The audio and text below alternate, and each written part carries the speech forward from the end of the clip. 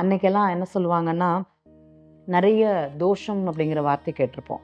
தாத்தாவுக்கெல்லாம் 3 தாரம், 2 தாரம் இருக்கும். ஒரு தாரத்த மட்டும் நல்லா பார்த்துருப்பாரு. இன்னொரு தாரம்ங்கிறது பார்க்காமயே இருந்திருக்கும். அதனால அந்த குழந்தைகளுக்கு ஊனின்றி, உறக்கமின்றி ஒரு இடத்துல இல்லாம அவங்க நிர்கதியா இருந்திருப்பாங்க. அந்த தோஷம் தான் இந்த குழந்தைகளுக்கு வந்து சேருது அப்படிங்கிறது சொல்லுவாங்க. நீங்க பார்த்துருப்பீங்க ஜாதகங்கள்ல. அதே மாரி ஒரு தாக்கம் இங்க இருக்குமானா இருக்கும்.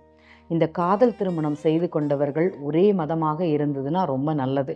அம்மா அப்பாவோட ஆசீர்வாதம் வாங்கி உங்களுடைய இன்றளவிலும் உங்களுடைய ஆச்சார அனுஷ்டானம் என்னவோ அதை தொடர்ந்து அப்படியே பின்பற்றுங்க.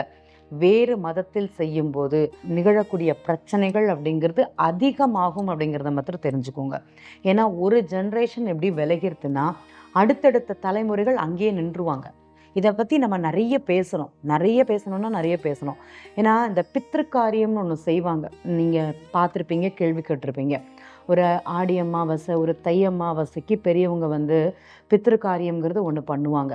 அதை பண்ணும்போது இந்த குழந்தைகள், இந்த வழி மாறி திருமணம் செய்த குழந்தைகள் பண்ண முடியுமானா பண்ண முடியாது.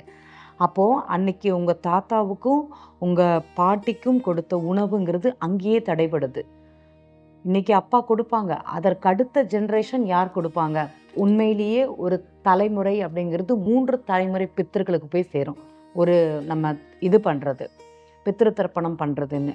அந்த 3 பேரையுமே நீங்கள் பட்டினி போடுறீங்க அப்படிங்கிறத அங்கே தெரிஞ்சுக்கணும். இந்த காதல் திருமணம் செய்தவர்கள் கண்டிப்பாக இதையெல்லாம் கருத்தில் கொள்ள வேண்டும் அப்படிங்கிறதையும் ஞாபகம் வச்சுக்கோங்க. உங்களுக்கு வரக்கூடிய கணவனாக இருந்தாலும் சரி, மனைவியாக இருந்தாலும் சரி, உங்களுடைய ஆச்சாரங்களையோ அவங்களுடைய ஆச்சாரங்களையோ தயவு செய்து தடை செய்யக்கூடாது. இந்த குழந்தைகளும் பார்த்திங்கன்னா நிறைய மனமாற்றங்கிறது அடையிறாங்க. அது செய்வது மிகப்பெரிய தவறு அப்படிங்கிறத மட்டும் இந்த இடத்துல பதிவு பண்ணிக்கிறேன்.